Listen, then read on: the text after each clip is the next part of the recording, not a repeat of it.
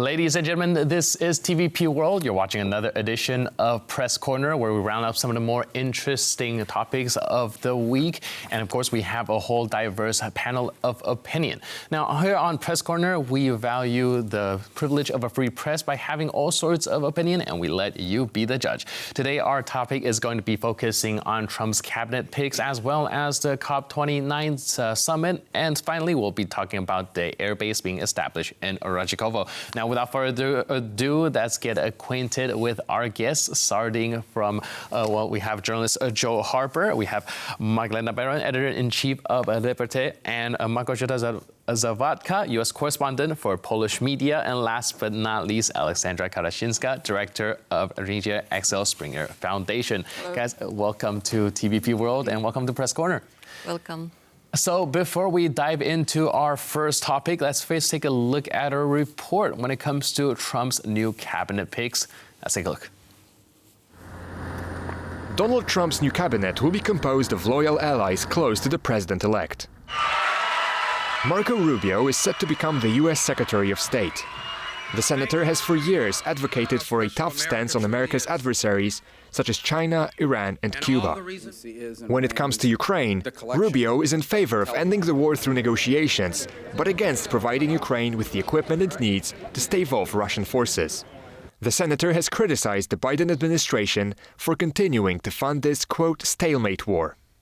Trump picked Pete Hegseth as his Secretary of Defense.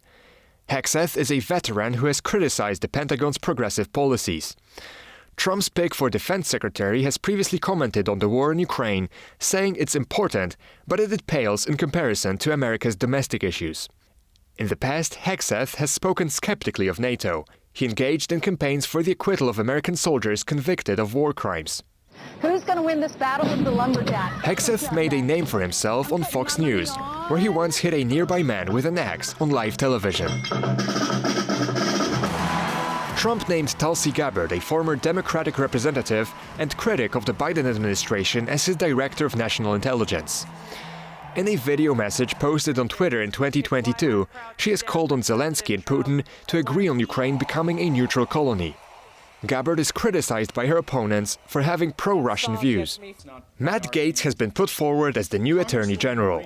Gaetz has been under investigation by the House Ethics Committee amid allegations of sexual misconduct, illicit drug use, corruption, and obstruction of investigations of his conduct. Michael Waltz is to assume the role of the National Security Advisor. He is a former soldier with a hawkish stance on foreign policy, especially on China. Waltz has previously condemned Russia's invasion.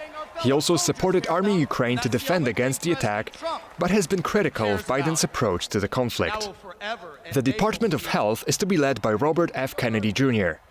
He is an environmental activist who has opposed large-scale oil production. Kennedy is also an outspoken critic of vaccines, but has said that Americans who want to vaccinate themselves and their children should have access to vaccines. Perhaps Trump's most viral choice is tasking billionaire Elon Musk and entrepreneur Vivek Ramaswamy with leading the newly established Department of Government Efficiency.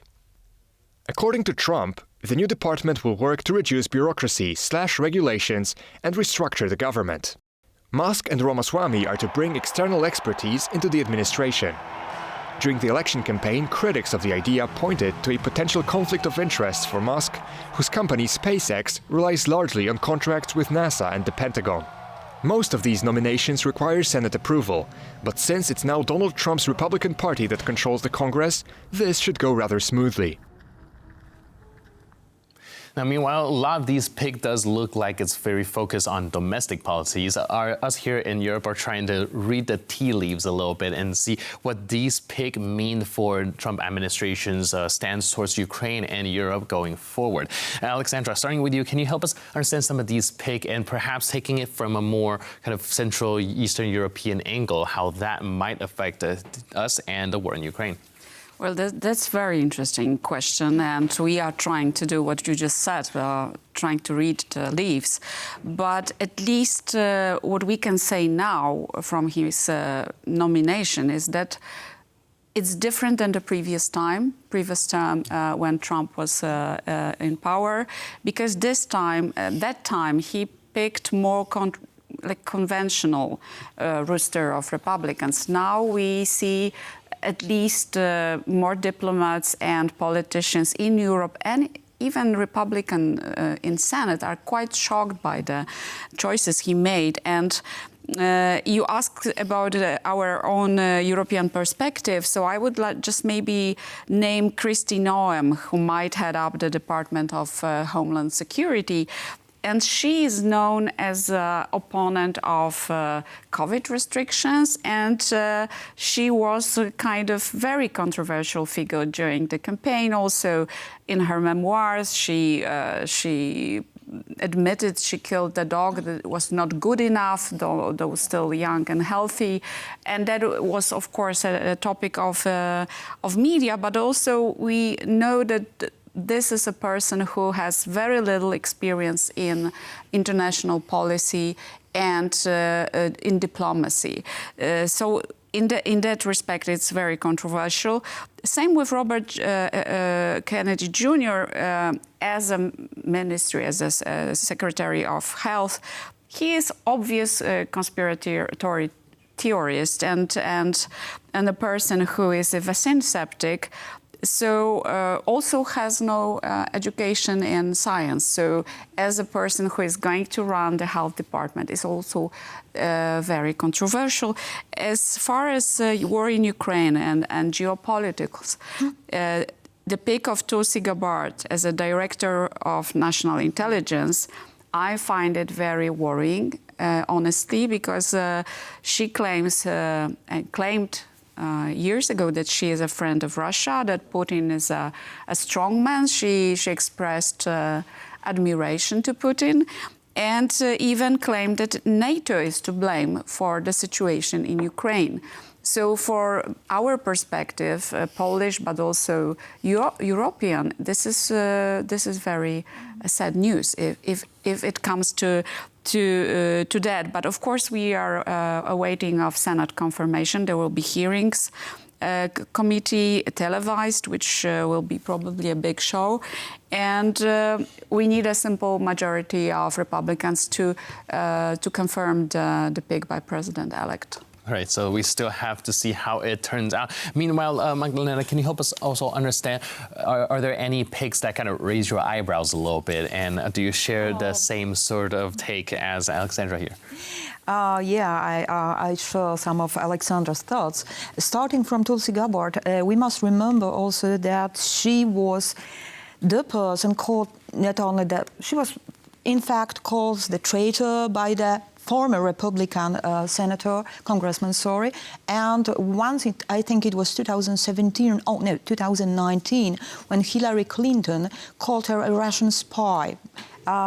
Another thing about her is that it was 2017, she met Bashar al-Assad and she was a supporter of his policy. In fact, she even said that there is no crime in Syria.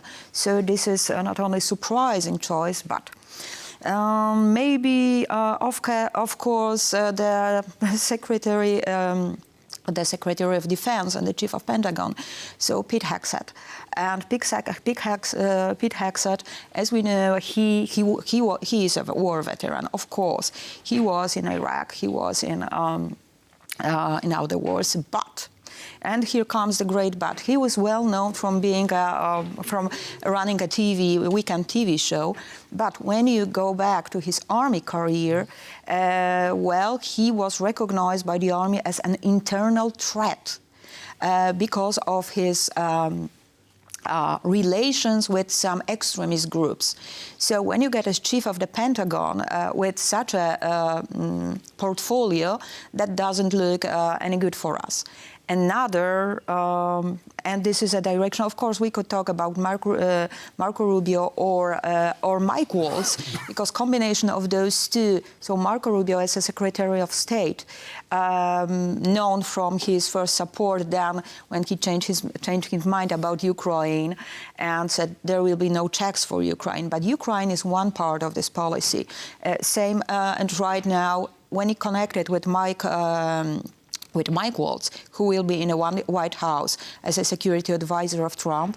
Here you got this part when he said, yeah, we must push Russia to the negotiations and we must use our economic tools. So let's lower the prices for gas and oil and let's use it to push Russia to start to negotiate. And but those two, Rubio and Waltz, are also aware of first how much money the U.S. should spend for the defense, and the other thing is that they recognize U.S. not to be ready for the conflict with China in the Indo-Pacific region, and this is also important part. At the very last. I wanted to give you two nominations because one is Mike Huckabee. So Mike Huckabee, he got a nomination for the ambassador of in Israel, and well, he claims that we recognize the right of Israel to the West Bank, also using for describing the West Bank with biblical names, so Samaria, Judea, and so on.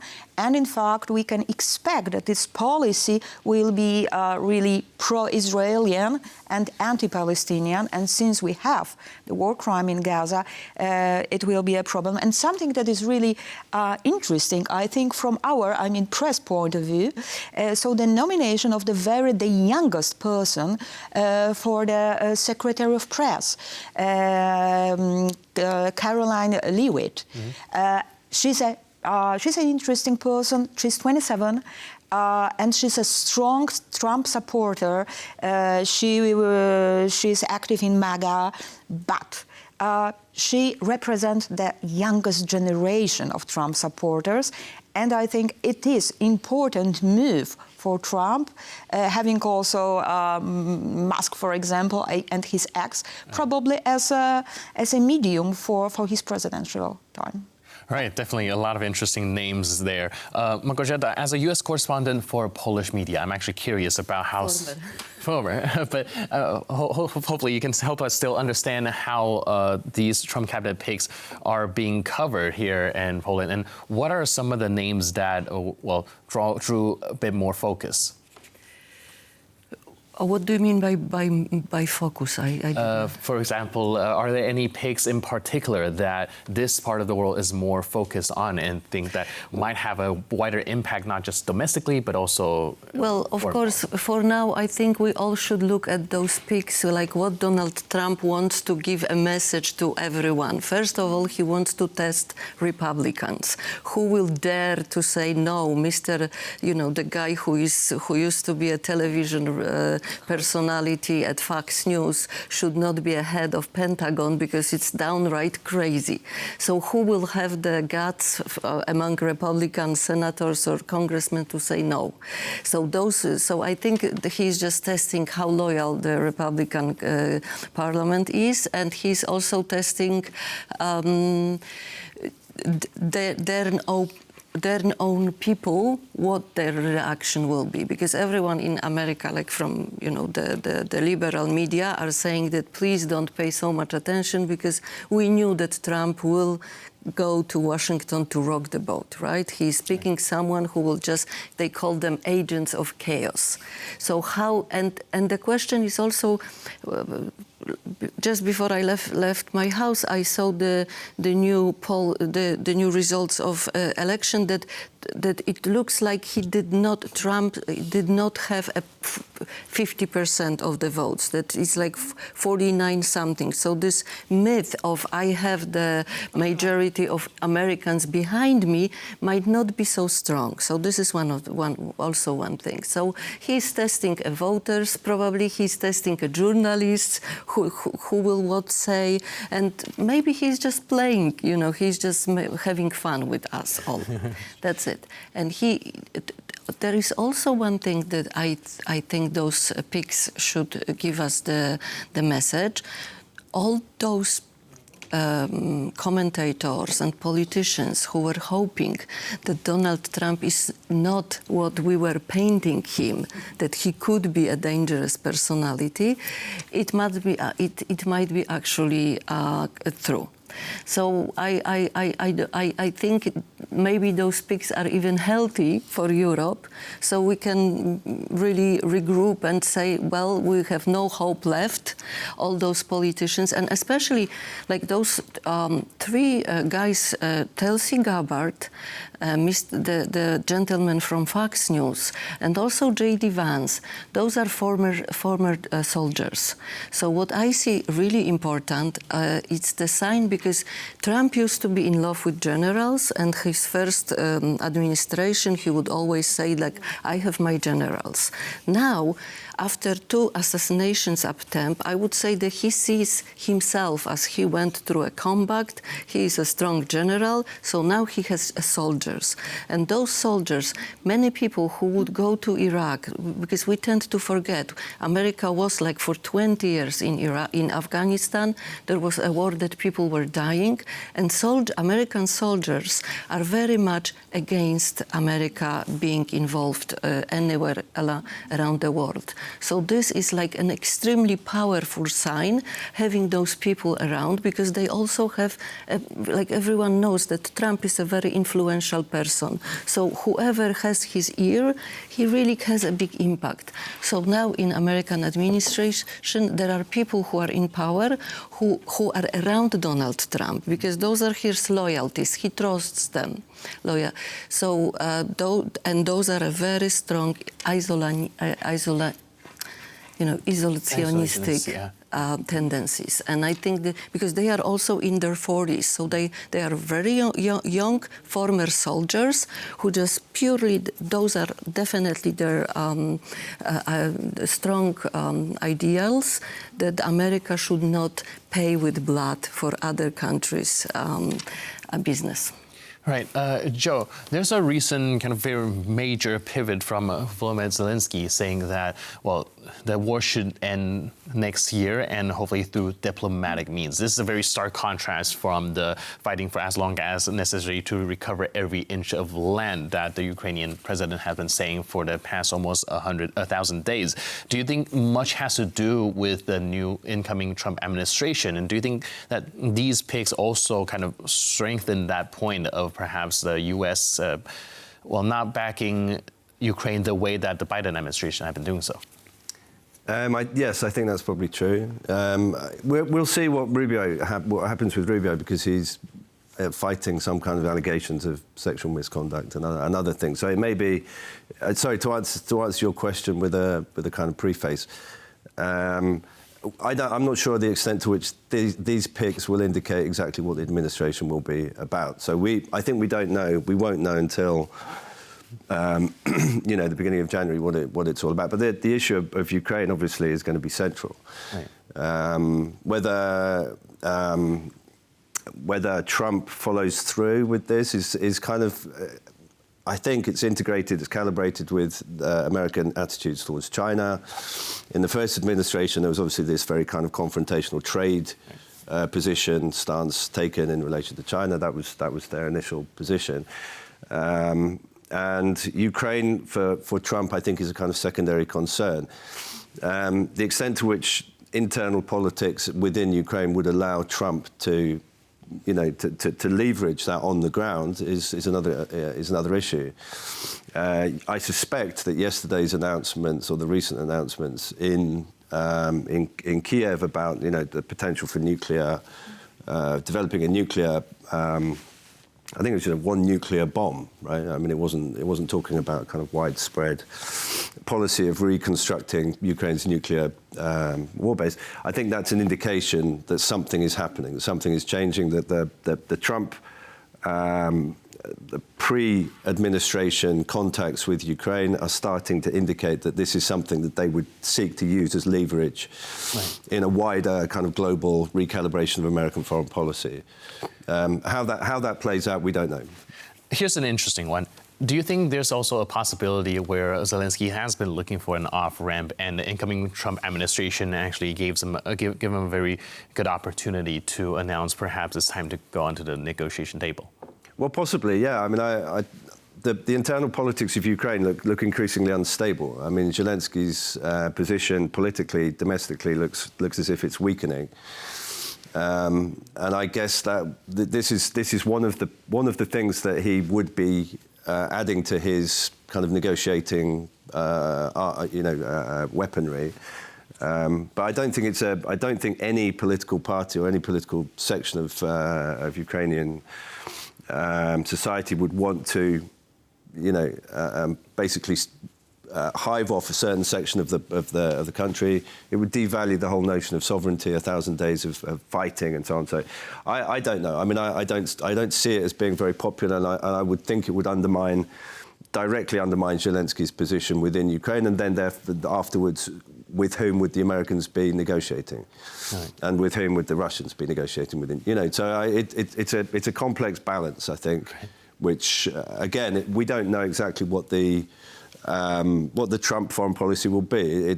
I think he's playing some kind of game at the moment. He's proffering, slightly odd characters. Right. Some are saying this is perhaps like an art of the deal type of thing, where he kind of overplays his hand and then bring it down to something more moderate, but still we saw John Bolton, who was a very hawkish member of the advisor, I think, in the previous Trump administration, saying that Rubio, or was it Gertz? I can't remember. But one of them was the worst pick in the history of U.S. administration, something like that, which indicates that. Let's say the security core, the security policy core of the Republican Party is not happy, and that, like Małgosia said, it may be that the Congress in the period between now and the beginning of next year may not accept these picks. Or they will, and then he will have even more power, because they are really scared of him, and they are like thinking about elections in 2 years, and right. So. It's we still did not mention Elon Musk, which is like we never had such a tremendous power of someone who is not even born in United States. Elon Musk is not really he was not American until 21, and also what I was actually reading, that like the real power also there is Peter Thiel. It's another Republican sympathizing with a gentleman who was actually first, he was the first who supported Trump 8 years ago, and he was just kind of casted out of Silicon Valley. But now this is a big trend of that Silicon Valley guys actually supporting Trump, and big business is supporting Trump. And those are people who are so much, like, they are really someone who, this is the term in Polish, that you are completely unglued. Right? Unglued to reality. Unhinged. Unhinged. No, unhinged is different. Because unhinged is like, you will do everything. They don't understand Unglued is that you really don't understand what it takes to make people... It's not even the worst of it. In case of Elon Musk, the problem that he is an immigrant, America is a country of immigrants. But right. I think but what I'm drawing saying, attention to the fact that he's what an I'm immigrant. saying with the immigrant, I'm not saying that, but the thing is that he was not raised, because I used to live in America and I could see the difference, because if you are raised there, you kind of, Americans have this good way of making you really patriotic. I cannot explain it, like they really love their country. And I have this feeling that now a lot of people who have impact on Donald Trump, I don't think Musk is like really patriotic toward America. No, he's a, multi-citizenship business. He wants to go to Mars. I think he's great. I mean, he's amazing. But still, if it comes to really American citizens, values and what's important for American people, who actually, for voters, I don't think he really cares much about voters. And this is something that I find really sad, that he would have so much power. Not saying that if you are not immigrant, you are kind of dangerous, no. But I do think that if you work for American government, you need to be a patriot, like a real patriot. Do you think that Donald Trump is a patriot? Yes, Paradoxically, yes. Yes. Might be. And, but Elon Musk, I think, is among them who needs to go through their hearing. Yep, it's one of those positions. You know, but he will probably went through it smoothly. I'm not sure, because he there will is do obviously to American of government. interest between the government and the businesses of Elon Musk. I have to remind you that for the last 5 years, he got over $10 billion from the public money, government money on SpaceX. And also there are several investigations into the Tesla operations, including problems with autonomous cars, and also financed by federal government, and disrupting worker unions. So there is a huge conflict of interest between him being a government official supervising the government and being a recipient of billions of federal money.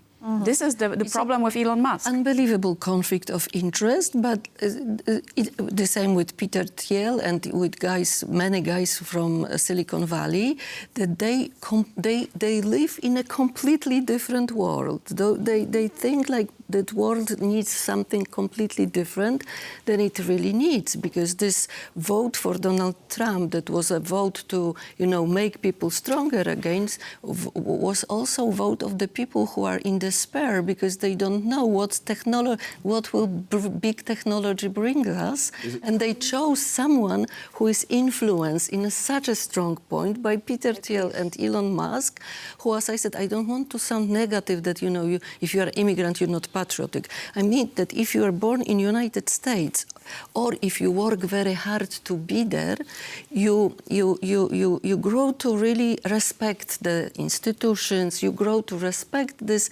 American way. That you view America as some country that really wants to do good. And I still think that Trump, even with his crazy ideas, still believes that. With Musk and Thiel and Silicon Valley's powerful figures. Go to Texas, you will meet exactly this word. I travel when I live in Texas, and I travel around little villages, small cities. You will find exactly this attitude into. But I say the society change. I think what Małgosia describes is this American values and attitude towards patriotism that used to be there in 50s, 60s, 70s, 80s, and even 90s. But I think it's gone now. I think that the polarization, political polarization, and also went to there is not enough center. I mean, in the politics and society, that it just doesn't hold anymore, and there's a lot of populism. I don't believe myself that Trump is a patriot. I think he is egocentric, player for his own good, and I think that also the society changed in a simple sense of demography. For the last 20-25 years, there has been around 50 million immigrants coming to US. And these people came, of course, from Central and South America, but also Asia. As you say, these are different people in the sense of they are American citizens. Most of them are legal, but I don't think there is this sense of, respect for institutions and democracy and where we come from, father founders, than what you describe.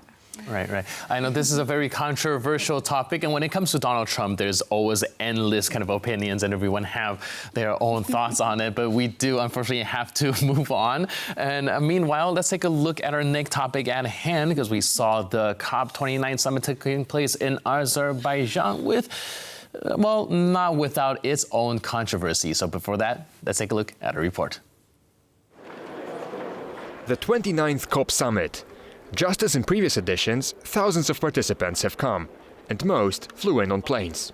The purpose of these summits is to limit emissions and to help developing countries adapt to climate change and recover from its devastating consequences. And just like in the prior editions, the talks have made little progress. The process has been criticized by one of the world's best-known climate activists. I think we have to stop pretending that conferences like the COP that currently are not leading to any even close to meaningful climate action that we need. For example, last year we saw an all-time high of greenhouse gas emissions. 2024 is said to be the hottest year ever recorded. These COP processes are failing us. A group of former UN leaders and climate experts have called on the summit to be reformed, as according to them it serves no purpose in the current shape. The COP presidency disagrees. The process has already delivered, the COP process so far, by reducing the projected warming, delivering finance to those in need, and it's better than any alternative, take into account that we don't have any alternative processes. The host country, Azerbaijan, is an exporter of both oil and gas. Activists are accusing the hosts of using the forum for negotiating new export deals. It certainly does surprise me that this is the second year in a row where a COP president has appeared to try and facilitate new deals for fossil fuel projects within and under the auspices of COP itself, the primary forum for the world coming together to discuss averting climate breakdown. Other activists criticize the alleged attendance of fossil fuel lobbyists at COP29. There are more than 1,770 fossil fuel lobbyists roaming these very halls.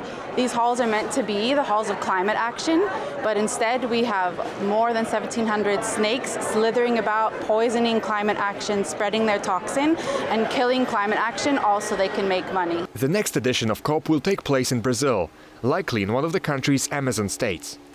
It will be the first time the country will host this event.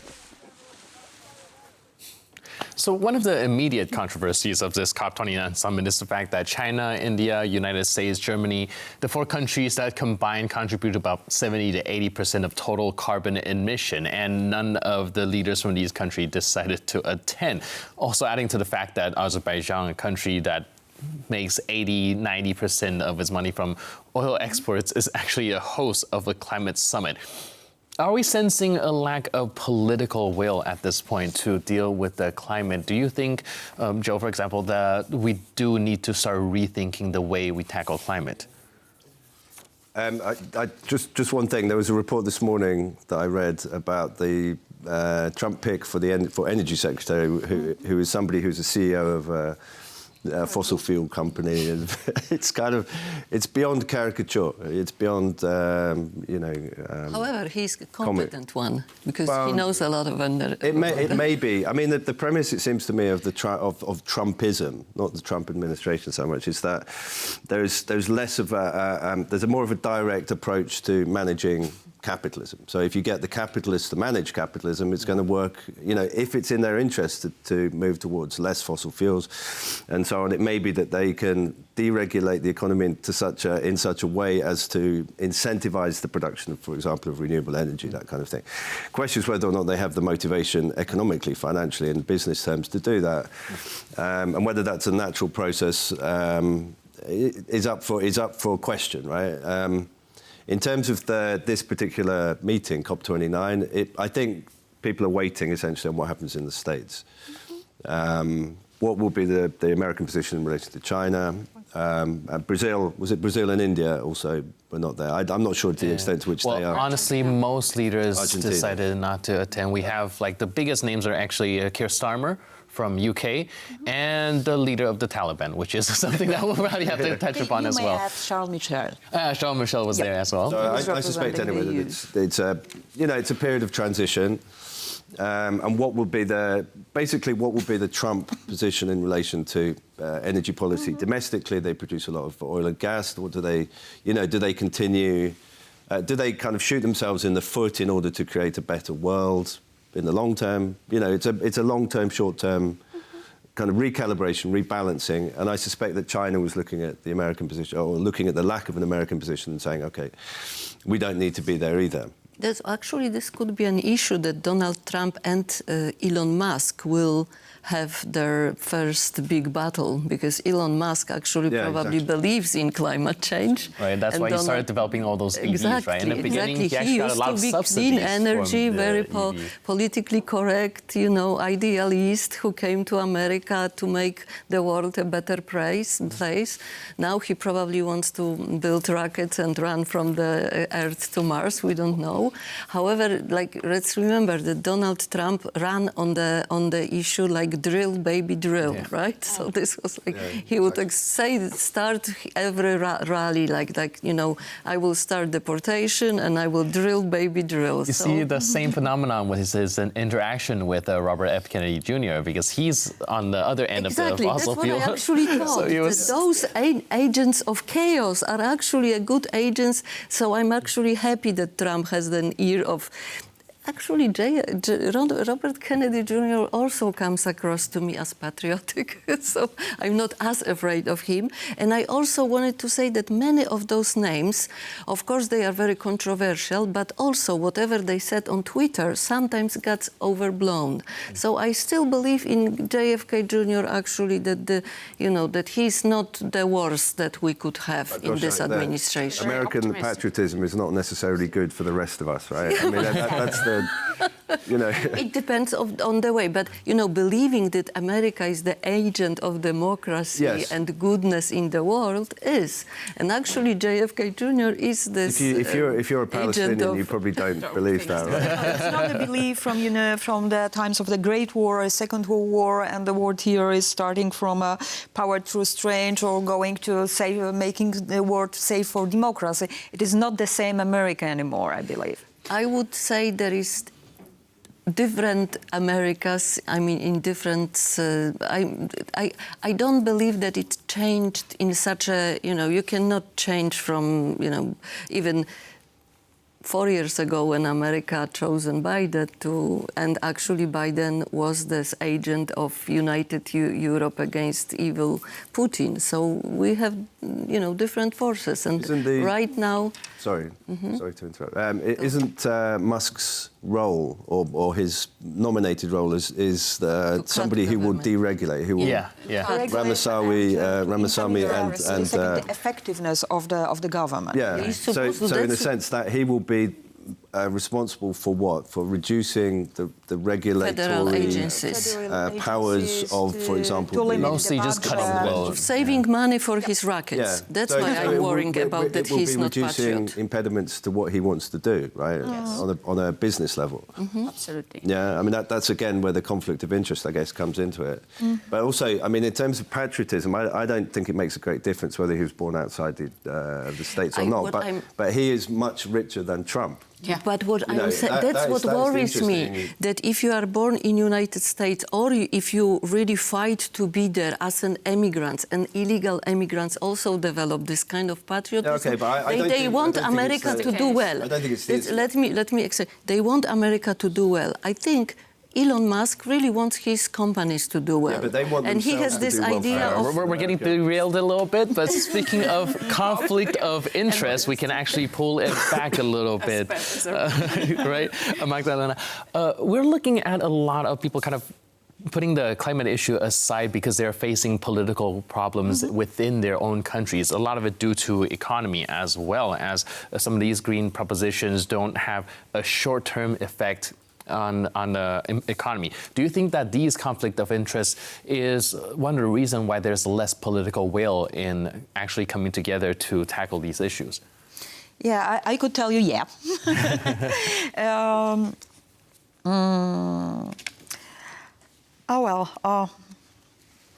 I think that right now what we're talking about, the example of Elon Musk and his interests and the interests of the US, those are two different ways and they're probably split. And however, we will work on the conflict of interest idea.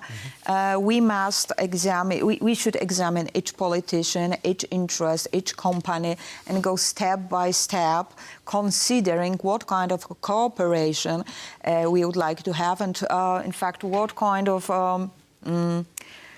policy would like to develop from the point of view of each government.